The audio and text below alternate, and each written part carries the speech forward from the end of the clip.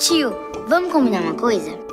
Eu não brinco com fogo e você não acende fogueira debaixo da rede elétrica.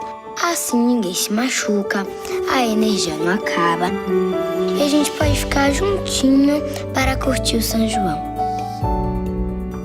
Juízo, hein, tio? Cuidar da vida é assunto muito sério. Por isso, siga as nossas dicas de segurança. Coserne, acima de tudo, a vida.